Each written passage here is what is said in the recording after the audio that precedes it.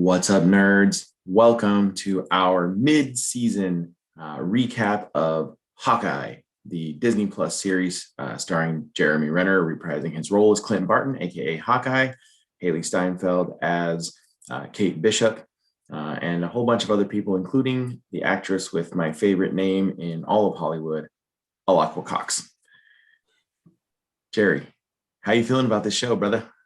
It's kind of crazy that we're already halfway through and we've only seen two weeks of the show, but I think it's a great show.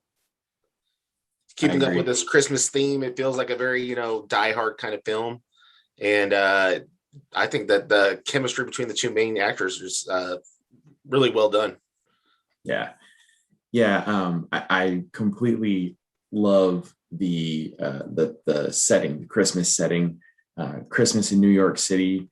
It harkens back to such Christmas classics as Home Alone, Die Hard, as you mentioned. And yeah, I completely agree with you. The chemistry between the two leads is great. They're comedic kind of back and forth. Clint Barton as kind of the old crotchety mentor, but he doesn't really want to be the mentor is really entertaining. So like you said, we're only 2 weeks into the show, but they doubled up last week. So we're halfway. It's a 6-episode season and we're done with episode 3. So let's kind of wrap up where we've gone so far and talk about where we're going in the back half of the season. Yeah. So we start off with Kate Bishop as sort of, she's a little girl. They kind of do some backstory, right? And she's a little kid during the Chitauri invasion, pictured on the other side of the screen here. And she witnesses Hawkeye doing all kinds of amazing bow and arrowy, acrobatic-y sorts of things, which sets her on the path to try to be the same, I guess, right? Yep. And as a teen, she's mischievous, as many teens are. Not us. We weren't mischievous teens at all. Nope. And she knocks down a bell tower. Mommy gets mad. Hilarity ensues. She's kind of a little rich girl, yeah? Yeah. The tower actually was named after Obadiah Smith, I believe, from the first Iron Man movie. Right. I don't know if his last name was Smith, but his first name was Stain, yeah. Obadiah Stain. Yeah. It's a terrible last name. Smith, Stain, either way. Whatever. His behavior was a stain on Stark Industries. Yep.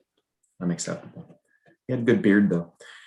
I dig his whole look for some reason. So she's suspicious of mom's new boyfriend and goes to a charity auction where she finds this weird underground. I thought they were going to be selling people. Yeah, in the comics, that's what happens. Right. That's why I was like, are they going to go there? They didn't. No, at least not yet. They did sell a big ass Triceratops skull, which was pretty cool. And then they had up for auction, dun dun dun, the suit of Ronin. Things didn't go well from there. Tell us what happened. It looks like they're actually going after a watch in particular. That's what they're looking for.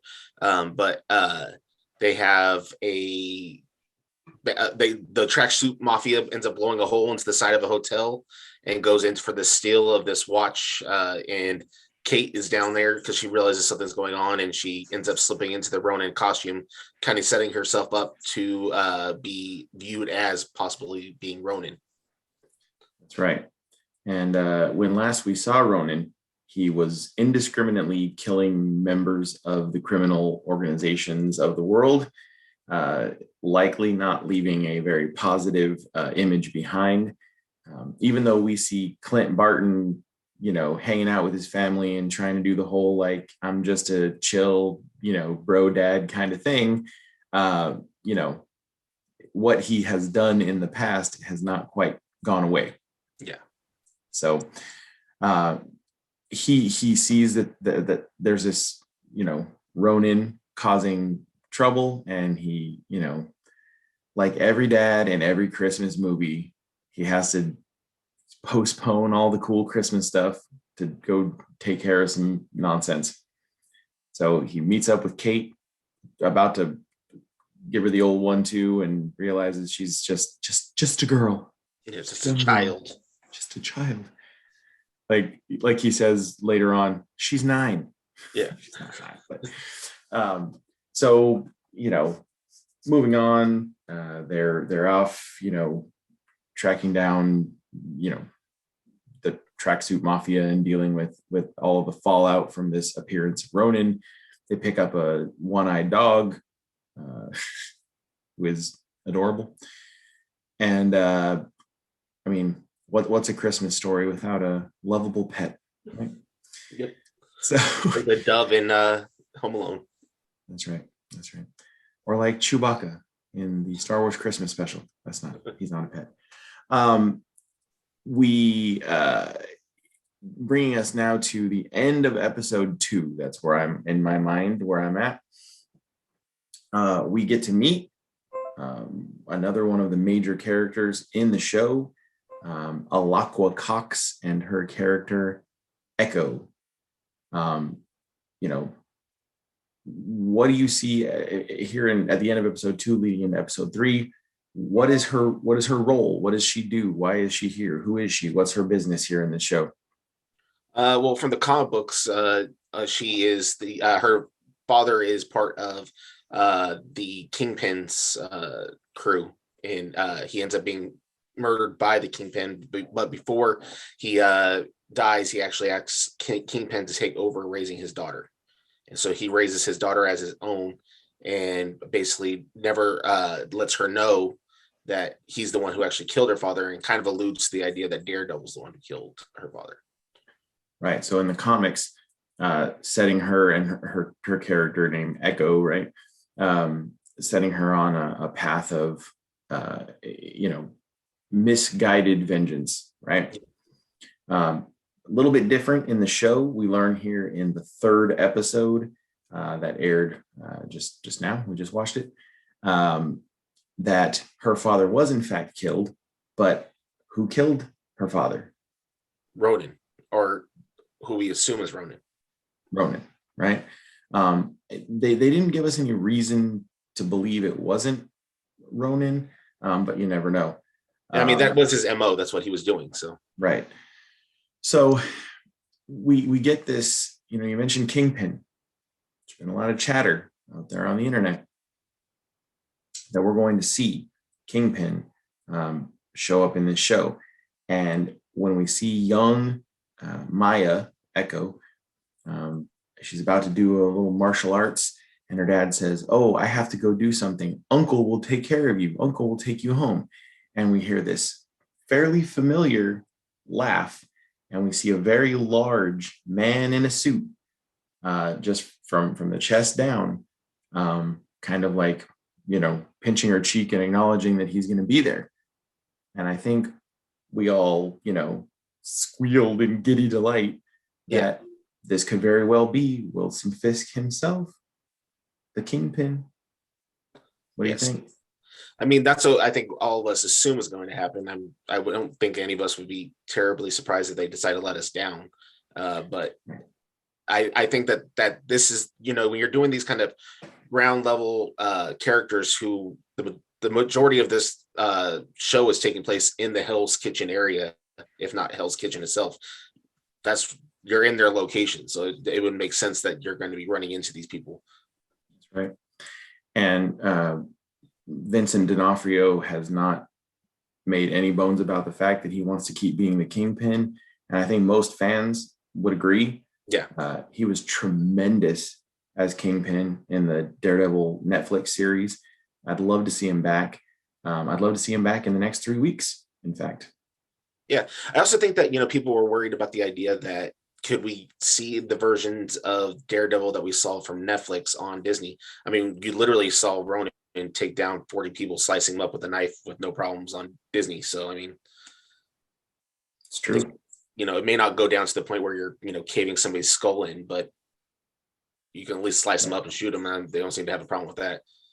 Right. Yeah, I think that, we just recently watched Shang-Chi, and, watching this show over the last couple of weeks, Disney's not shying away from hard hitting, fairly brutal martial arts, physical hand-to-hand combat, and some weapons involved in there too. And, you don't have to be graphic to have, violence that is insinuated as being graphic. So, yeah, like, I think that's the kind of the cool thing with this whole character going on. Echo is a character who is deaf, and she's also the actress that plays her is actually is an amputee, and so and you see her on the screen where she's figured out, like the character does in the comic books, where she's almost like the opposite of Daredevil, where Daredevil can't see, and so his ears are heightened. And makes him so he can see. She can't hear, so she watches everything, and because of that, she can almost mimic anything that's going on. That's true. Yeah, the fight scenes that we got to see in this episode that just aired were great. First of all, I love that the Tracksuit Mafia was holed up in the shell of a dead KB Toys. Yeah, got me right in the childhood. But that fight scene in the hollowed out KB Toys was tremendous. Yes. If there's one thing that Marvel has done really well in the last, decade or so, it's these like hand-to-hand close quarters combat scenes. They don't mess around, man. The martial arts, the martial weapons, like the swords and the staffs and bow and arrow and all of these things, the scenes are really fun to watch. Yeah, I think, and I thought that actually the scene in that factory where Clint is shooting off the arrows was like probably the best we've seen of them actually taking advantage of a character who shoots arrows. You see him in all these other movies and like he's just shooting them off. You don't really see what happens with it. And this is like, him precisely taking people out and cutting people out of duct tape and doing all this other stuff with it. So, and then using the arrows too, not just with his bow, like stabbing people with them and doing all those other things with it as well. Yeah, the ball pit came up out of the ball pit and stabbed the guys in the feet. And then you have you go straight from that into a great chase sequence, which is like to rival Ant-Man or Shang-Chi, and then to a point where you get to a point on a bridge where you get to actually see a Pym particle be used and an arrow be made into a huge like giant man version of an arrow. And so they're really taking advantage of all the properties they have. That's right. I'll get to that Pym arrow in just a second, but that car chase scene was one of my very favorite cinematic moments in any of the MCU. Yeah. The way, and we talked about this before when we got the sneak preview of this scene a couple weeks ago.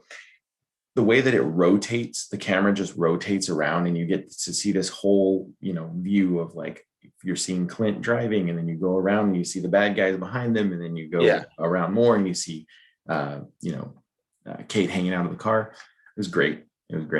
But that arrow, he's like, just shoot the arrow up in the air and have it come down. And then you see, I can't see. I have very poor eyesight, but I was like, what did that say on it? And then as soon as the arrows hit and it got all gigantic, I was like, it said Pym. I saw the Y and I was like, what does that say? Pym. Making the arrow gigantic and just having it crunch down on the car. So good. Yeah.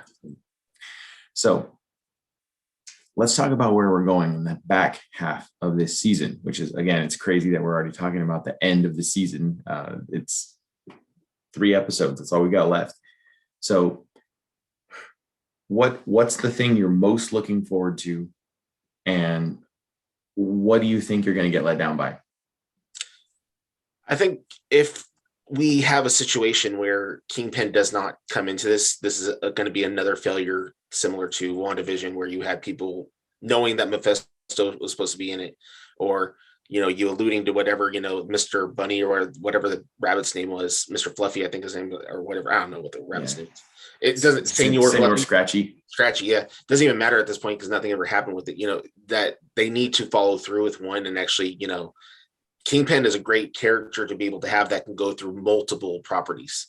And so, where we talk about this idea where they don't really do a very good job of building up villains that stick around, this is somebody who could stick around. And so I think that's where it's going. Obviously, even the tracksuit mafia, I guess is what they're obviously even worried about pissing him off. And so, there's a scene at the very end where hopefully your uncle doesn't find out about this. And she's kind of not reassuring, she's setting her position within the gang by saying, well, I'm the one in charge here.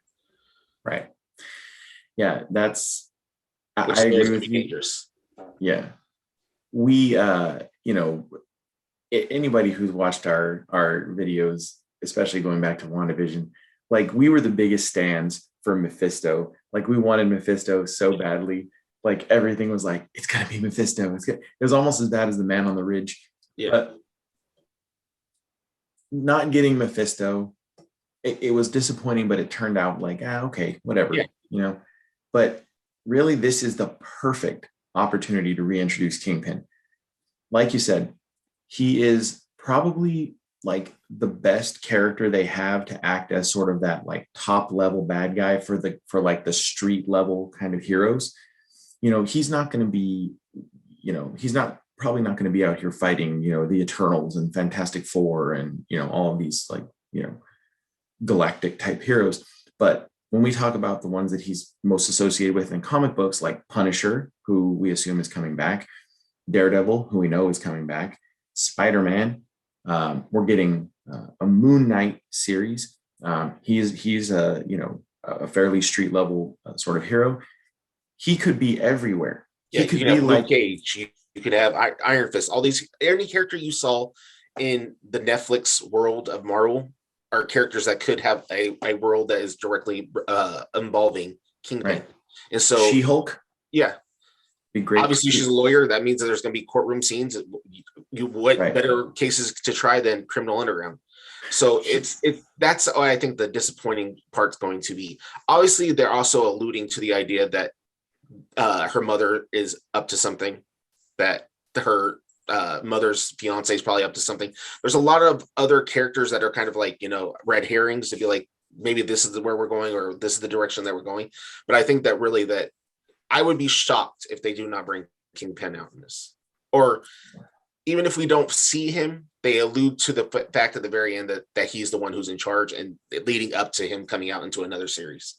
Right. Even if it's just like on episode 6 at the end, it shows him like getting a bad news phone call and just being like, I guess I have to take care of this myself or something. Or like if you don't actually see him. Yeah, like a Kane sitting up against a desk with a cigar still lit and nobody's sitting there. Like you have an idea of who that is. You know what I mean? Right.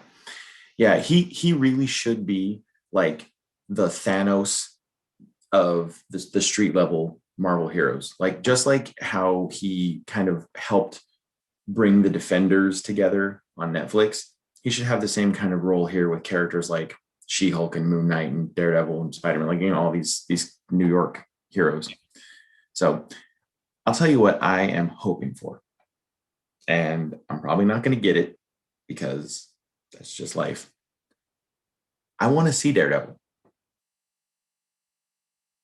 Can I have Daredevil? I don't see it happening in this one. No. Probably in the Echo series. I would assume that's the better chance of seeing him there. But I would assume that if the rumors are true and he does make an appearance in Spider-Man, that they don't want to release his, well, I guess technically Hawkeye ends a week after Spider-Man comes out. I was just going to say that. But originally, that's not the way it was supposed to happen. Right. So, hey, they've got all this access to all of these different studios and they can do reshoots and everything else. So, well, and what everybody's been talking about lately is the idea that, Doctor Strange into the Multiverse of Madness is having extensive reshoots because they're having to bring in, all these characters that they wanted to bring in. There was, problems with getting them to there on time. And that's why they kind of pushed the movie back just a little bit. And that basically because of COVID, Spider-Man had to be rewritten to basically break the multiverse so that it makes sense of what's going on. So I guess there is a possibility that maybe Spider-Man does mess it up and that's how we do get Daredevil. We'll see. All right. Well, I think both of us are pretty sold on this series. Can't wait to see what happens in the back half. Anything else you'd like to add, Jerry, before we sign off? No, I would definitely say that it falls more in a campier. I mean, it's definitely based more like I would say more of a family kind of feeling, like a adventures and babysitting kind of thing.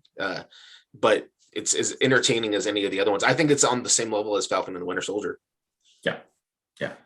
So far, I think this might be my favorite of the Disney Plus series. I still think WandaVision was my favorite, but I think that this one, this has the most feel of an MCU film. Yeah, it's really enjoyable. It's been a whirlwind 2 weeks of Hawkeye, and we get 3 more episodes, and that's it. And then no more Hawkeye for us. Single tier. Well, folks, thank you. See what I did there? Thank you for joining us, and catch back up with us for some of our other upcoming content. Don't forget to check out our social media at We Them Nerds, especially on Instagram, where my boy Jerry is dropping all kinds of cool stuff. Our other videos, every Friday, Jerry drops Drinking with Them Nerds, where we have nerd-themed adult beverages. You must be 21 to enjoy them. But you don't have to be 21 to watch them. That's right. There's nothing wrong of working on your skills. Yeah. Toddlers love YouTube. No, don't make your tongue. Anyway. And don't forget to check out our weekly Critical Role recap, where I recap the weekly live play Dungeons and Dragons show Critical Role. Got a couple of character profiles that are going to be coming up here pretty quick. Just stay tuned. And the best way to do that is to subscribe. I think that's it for us tonight. Nerds, be good. Be good to each other. Stay nerdy. Later, nerds. Later.